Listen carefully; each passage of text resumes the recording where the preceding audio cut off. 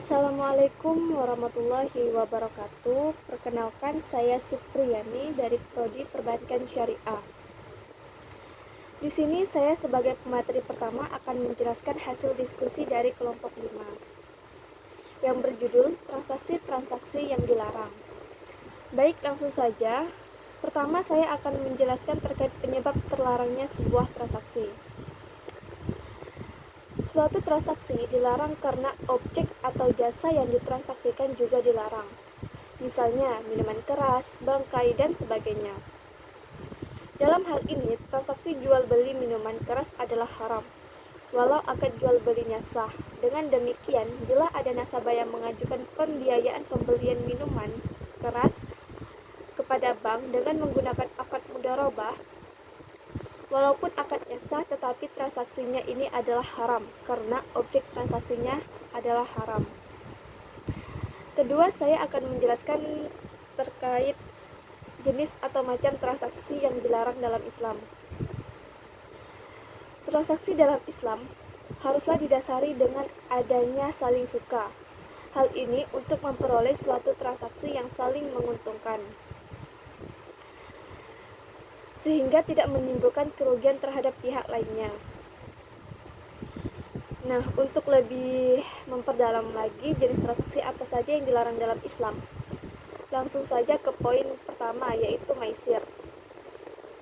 Maisir atau al-maisir berasal dari bahasa Arab, yakni yasarah, yang berarti mudah. Maisir merupakan bentuk permainan yang mengandung unsur taruhan dengan disepakati bahwa pihak yang menang akan mendapatkan hasil dari taruhan tersebut, sedangkan pihak yang kalah akan mengalami kerugian besar karena tidak mendapatkan untung dari permainan ini. Adapun jenis-jenis maisir yang harus kita hindari seperti mengadu nasib dengan undian, bertaruh dengan uang, dan lain sebagainya. Kedua, goror. Goror dalam bahasa Arab ialah al-qad, artinya pertaruhan. Goror berarti transaksi yang mengandung unsur ketidakjelasan sehingga dapat diartikan bahwa si pembeli tidak mengetahui secara pasti apa yang dibelinya, dan bagi si penjual pun tidak mengetahui apa yang dijualnya secara pasti. Contohnya seperti membeli anak sapi dalam kandungan atau membeli hasil pertanian yang belum melewati masa panen tiba. Ketiga, tadlis. Dikatakan sebagai tadlis yaitu salah satu pihak menyembunyikan informasi dari pihak lainnya, sehingga menimbulkan keuntungan kepada satu pihak saja dan merugikan pihak lainnya. Hal ini dikarenakan ketidaktahuan informasi atas objek yang sedang diperjualbelikan. Tadlis dapat terjadi karena 4 hal, yaitu dalam kuantitas, kualitas, harga, dan barang. Tadlis kualitas yaitu pedagang di pasar mengurangi takaran timbangan barang yang dijualnya. Tadlis kualitas yaitu menyembunyikan cacat pada barang yang sedang ditawarkan. Tadlis penipuan harga terjadi karena ketidaktahuan pembeli akan harga pasar, sehingga pedagang dengan sengaja menaikkan harga barang dari harga sebenarnya. Sedangkan tadlis barang atau dalam waktu penyerahan merupakan suatu bentuk penipuan yang dilakukan oleh penjual kepada pembeli atas penyerahan barang yang tidak tepat waktu tanpa pemberitahuan alasannya kepada pihak pembeli. Baik, sekian penjelasan dari saya dan akan dilanjutkan oleh pemateri kedua. Wassalamualaikum warahmatullahi wabarakatuh. Assalamualaikum warahmatullahi wabarakatuh. Saya Fadia Septianingsi dengan NIM 11907163 dari Perbankan Syariah kelas 5E. Di sini saya akan melanjutkan dari materi kawan saya, yaitu riba. Riba dapat diartikan sebagai mengambil kelebihan yang dilakukan dalam bertransaksi yang bertentangan dengan syariat. Hal ini sudah jelas tercantum dalam Al-Quran, yaitu hai orang-orang yang beriman, janganlah kamu makan riba dengan berlipat ganda dan bertawakal kepada Allah Subhanahu wa Ta'ala, supaya kamu mendapat keberuntungan. Quran Surah Al-Imran 130. Menurut para fikih, riba dapat dibagi menjadi 4 macam bagian, yaitu yang pertama riba fald, yaitu tukar-menukar barang sama jenisnya dengan kualitas berbeda yang disyaratkan oleh orang yang menukar. Yang kedua ribayat, yaitu berpisah dari tempat sebelum ditimbang dan diterima. Maksud orang yang membeli suatu barang kemudian sebelumnya ia menerima barang tersebut dari si penjual, pembeli menjualnya kepada orang lain. Jual beli seperti itu tidak boleh sebab jual beli masih dalam ikatan dengan pihak pertama. Yang ketiga riba nasiah, yaitu riba yang dikarenakan kepada orang yang berhutang disebabkan memperhitungkan waktu yang ditangguhkan. Yang keempat riba qard, meminjam sesuatu dengan syarat ada keuntungan dan tambahan bagi orang yang menjamin atau memperhitung. Berikutnya gap. Gap adalah peristiwa jual beli di mana si penjual menaikkan harga objek dengan di atas harga pasar yang tidak diketahui oleh pihak pembeli. Kehan dibagi menjadi dua, yaitu gan kalil, yaitu perbedaan harga dengan barang yang tidak terlalu jauh antara harga. Kehan fasih, yaitu perbedaan harga yang signifikan jauh di antara harga barang dengan harga penawaran. Berikutnya riswah, ialah perbuatan yang memberi sesuatu kepada pihak lainnya padahal bukan haknya atau juga dikenal dengan istilah suap menyuap. Menurut pendapat para ulama bahwa ar-rasyib dan al-muttashi penerima suap, perbuatan ini termasuk dalam kelompok dosa besar.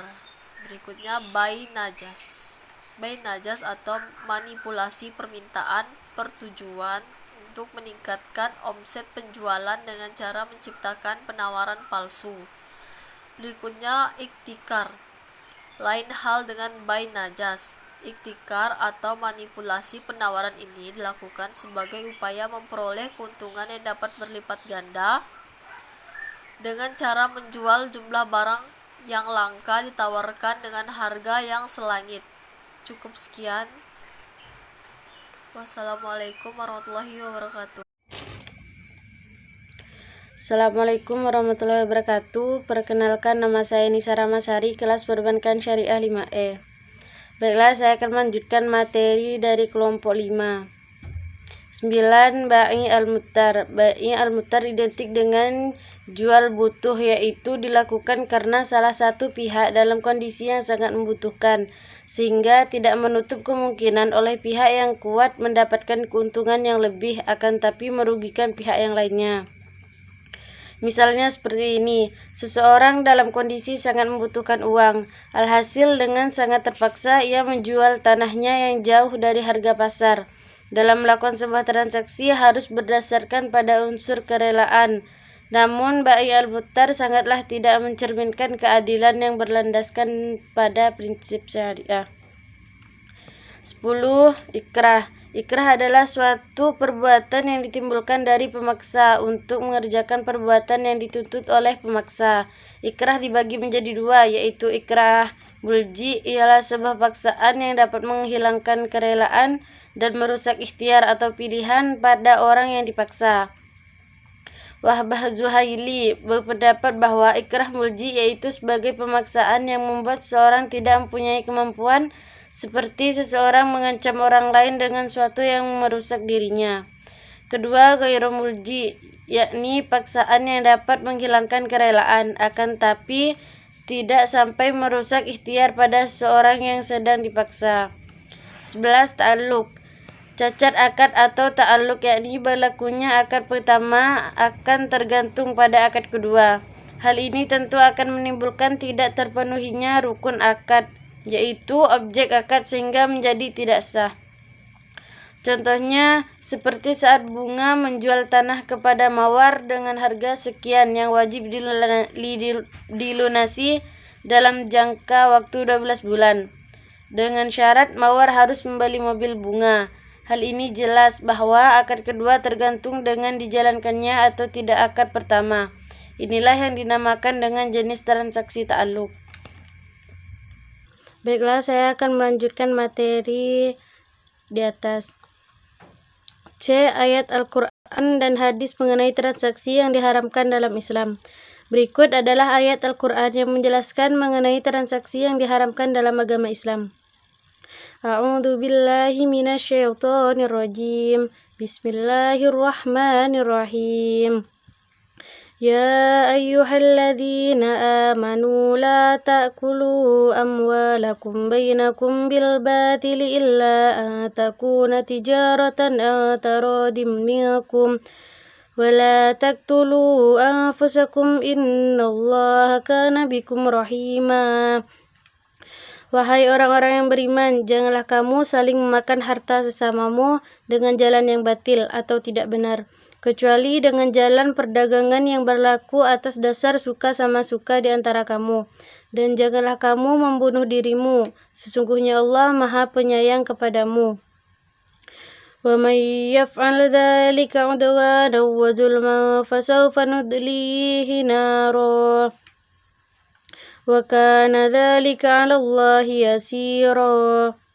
Dan barang siapa berbuat demikian dengan cara melanggar hukum dan zalim, akan kami masukkan dia ke dalam neraka, yang demikian itu mudah bagi Allah. Surah An-Nisa ayat 29 sampai ayat 30. Berikut adalah tafsirannya sesuai dengan nomor yang ada pada arti ayatnya sebagai berikut.